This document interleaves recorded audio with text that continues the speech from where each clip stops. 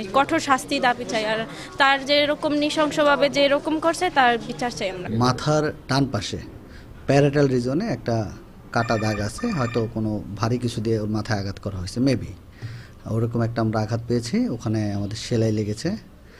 আর মুখে ম্যাক্সিলারি বোনের পাশে ওখানে একটু অ্যাব্রেশন আছে।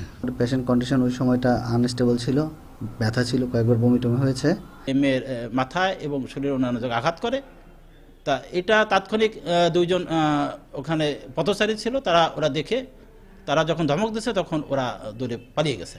বর্তমান মেয়েটা চিকিৎসাধীন অবস্থায় আছে। আমরা চাচ্ছি যে উল্লেখিত বিষয়ে মামলা দিলে আমরা প্রয়োজনীয় আইনগত ব্যবস্থা নিতে পারবো।